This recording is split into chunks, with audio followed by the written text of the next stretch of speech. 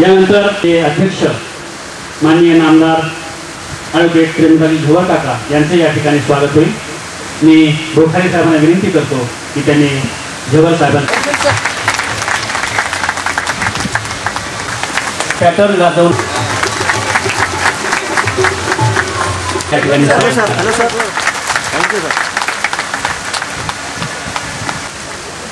यांचे मी हेमंत वैद्य यांना विनंती पारिक यांच्या या ठिकाणी स्वागत होईल। मी त्यांना मंचावर आमंत्रित करतो आणि महाराष्ट्राचे माजी मुख्यमंत्री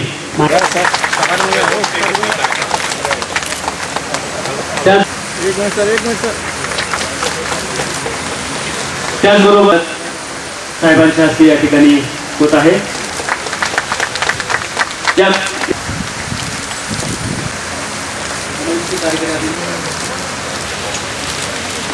या स्वागताचं एका कलावंताचं दुसऱ्या कलावंताच्या हस्ते या ठिकाणी स्वागत होत आहे। त्या क्षेत्रात त्यांनी पाऊल टाकलं, त्यात एक नवी झळाळी प्राप्त झाली आहे। अल्प काळातच युवा नेते माननीय अमित साहेबांनी लातूरच्या विकासाचा पहिला सुवर्ण अध्याय घडला आहे। तर आज युवा नेते माननीय अमित भैया देशमुख साहेबांच्या नेतृत्वातून लातूरच्या सर्वांगीण विकासाचा दुसरा अध्याय घडत आहे। बंधूंनो, माननीय विलासराव देशमुख साहेबांकडे पाटील साहेबांचं स्वागत करूया आणि त्याला विनंती करूया की त्यांनी स्वागतपर भाषण करावं।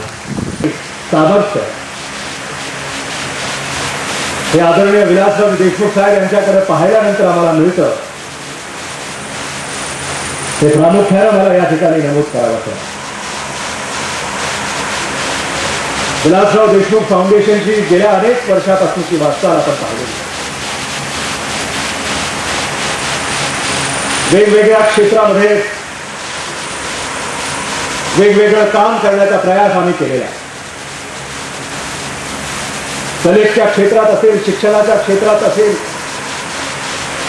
क्रीडा क्षेत्रामध्ये असेल, आरोग्य क्षेत्रामध्ये असेल, सामाजिक क्षेत्रामध्ये असेल, या सर्व क्षेत्रांना स्पर्श करणारं काम विलासराव देशमुख फाउंडेशनच्या माध्यमातून या मागच्या काळामध्ये झालेलं आहे। आपण पाहिलेलं आहे, अनुभवलेलं आहे। आपण साऱ्याने त्याला साथ दिली, त्याशिवाय हे सारं शक्य होतं असं मी मानत। विलासराव देशमुख फाउंडेशनच्या माध्यमातून एक मोठं पाऊल आम्ही टाकण्याचा प्रयत्न या ठिकाणी करतो।